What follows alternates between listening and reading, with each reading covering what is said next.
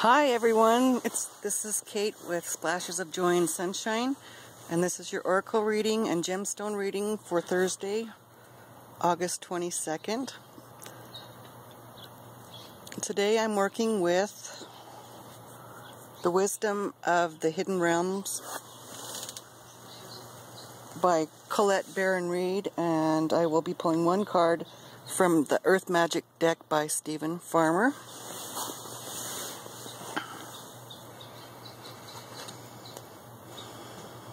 And the first card is the number 4 card, and it's the Web Weaver. Synchronicity, divine intelligence, cause and effect. And as I tune into this card, I'm hearing that we should pay attention to all the synchronicities that are happening. I know they're sure happening for me, and the divine intelligence that's present. And I'm really drawn to the pink in this lady's gown. I'm really feeling a lot of love and compassion, and the way she has her hands outstretched, I feel like that's speaking to us about balance.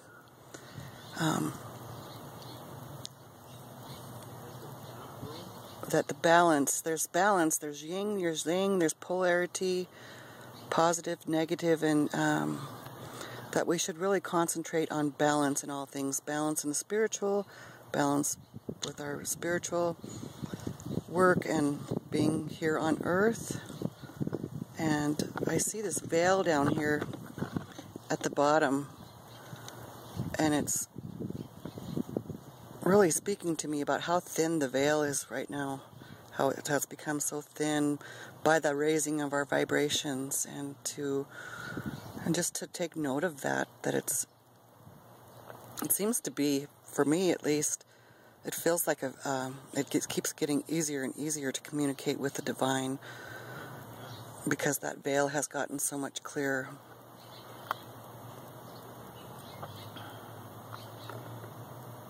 And I feel like that little dragon there, he's a winged, illuminated, that he comes here with that message of encouragement to just stay on your path and keep noticing the synchronicities and the divine intelligence that's so eager.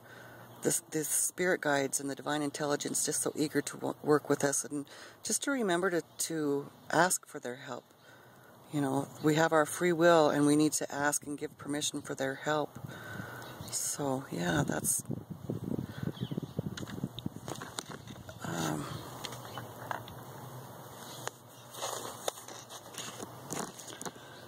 and I feel like with that number 4, I'm not familiar with the tarot. I'm more pulled or aligned with numerology, and I'm still learning, but it speaks about... security and appreciation and stability, wholeness and unity, and you know, there is unity with the divine, with the creator of all that is. There is unity, and especially with the illuminated ones that want to help. And the second card is the Camel Boy. Small steps asking for help. I think that camel's face is so adorable. And this is the 3rd time this card's shown up in the last 2 days. Again, we have a pink theme here. Let me get that put up there. And yeah, I'm really hearing that to ask for help again. Ask our divine helpers, our angels, our guides, our spirit guides, our totem animals, you know, the Holy Spirit, whatever help you are aligned with. I'm hearing to ask for that help more often, because they have a lot more for us. I thought that camel was showing up yesterday because it was hump day, but it's Thursday. He's so cute, but I see a lot of wisdom in his face, in his eyes, and a lot of compassion there too. So yeah, small steps, that sure resonates with me right now. I'm getting ready to move, and I'm just having to give it up and wait for the divine guidance when it's panning out. So small steps, slow down, and ask for help. And the card that I pulled from the Earth Magic Oracle card deck is crystals. Focus.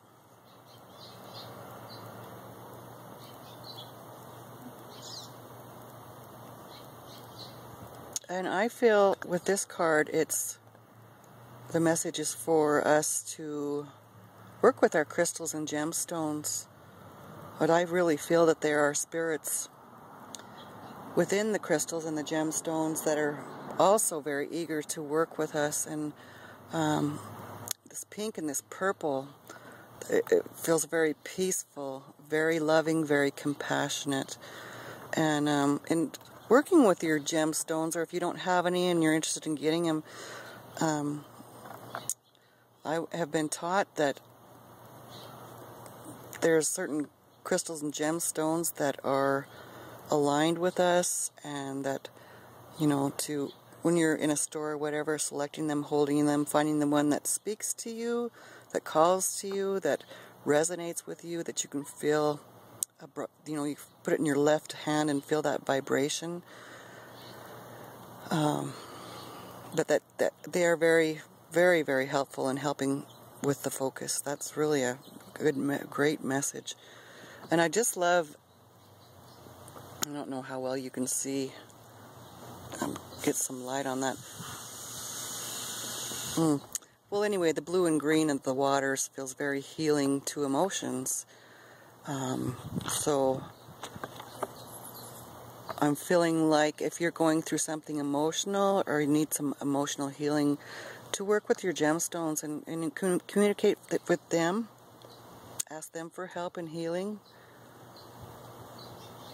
Definitely ask them for help. But that's a beautiful card. I just absolutely love this deck. It's one of my favorites. And the card that was on the bottom of the deck with the wisdom of the hidden realms is the energy of this reading, or it could be an underlying cause that we're not seeing, underlying something that we're not seeing that can help right now. And it's the Dragon's Duel, where inner conflict, morality, conscious choice.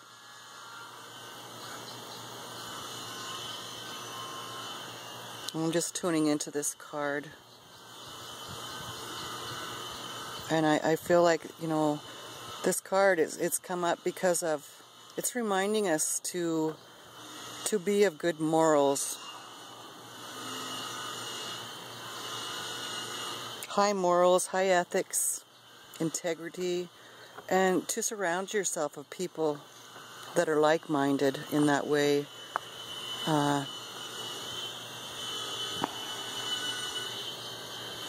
That's so important, you know, the integrity, the high morals, the ethics, that we really need to speak about that, you know, talk to our friends about that. To me, it feels like there is so much out there that is not aligned with that. So, you know, when we hold strong to our morals and of our integrity, it just strengthens that. And, you know, that vibration, it raises our vibration. It sends out to link up with the light, universal light, collective consciousness, to make that, you know, when you link up like that with that collective consciousness, it magnifies this energy. And so that's really what I'm hearing here. I'm also hearing that the angels and the ascended masters they're assisting in maintaining faith and trust, helping to manifest desires. And I'm being reminded, I'm hearing that, you know, what we put out in the universe, we get back.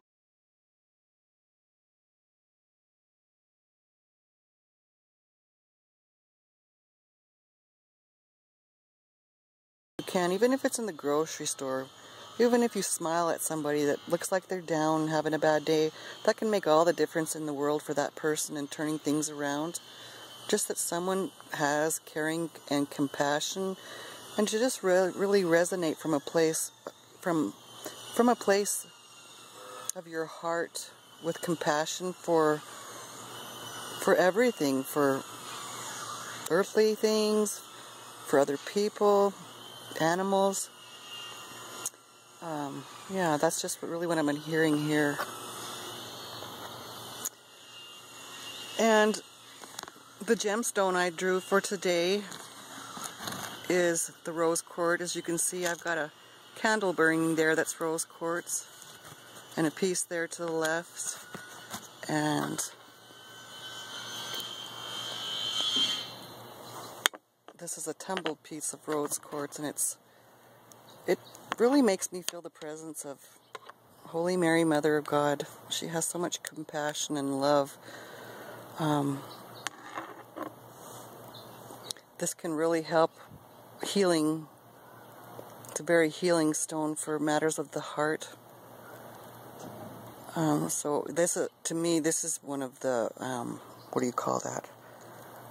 It's like a food staple, but in your gemstones, it's a basic, necessary one that everybody should have, because there is so much love and compassion and healing with that stone. And I'll read from the book on that. Maybe I'll learn something I don't know.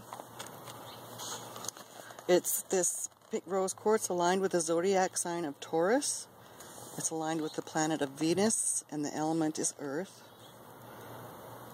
The guardian angel is Ashmodiel, and it's aligned with your heart chakra. The herbs, incenses, and oils are vervain, echinacea, feverfew, geranium, mugwort, strawberry, and ling-ling. The flowers it's aligned with is apple blossom, daisy, lilac, my favorite, and rose. The associated crystals are amethyst, moonstone, and jade. And with the I'm stumbling on my tongue. Mythology and history. Sorry about that. Adonis, lover of the Greek goddess Aphrodite, Venus in Roman lore, was attacked by Ares, god of war, in the form of a boar. Aphrodite rushed to save him and caught herself on a briar bush. Their mingled blood stained the white quartz pink. Zeus took pity on them and restored Adonis to Aphrodite for 6 months of the year. Because of this myth, rose quartz has become a symbol of reconciliation in love. It later became an appropriate gift to signify love among Roman youth.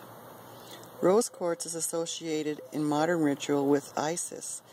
An astrologer dropped a piece into the water surrounding Isis's temple at, I think that's pronounced Philae, Upper Egypt, as a way of maintaining contact with this place when she went back in England. And the divinatory significance is the crystal of gentle love. Rose quartz has an affinity to the heart chakra. It is the crystal of peacemaking and is associated with practical gestures of concern. Rose quartz is lucky for those born under the sign of Taurus.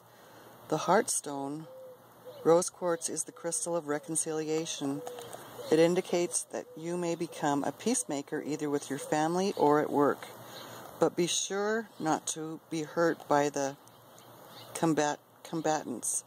It also indicates blossoming love and friendship, or a gentle, enduring love after the first passion of a relationship has faded, or after a betrayal, again indicating the possibility of reconciliation.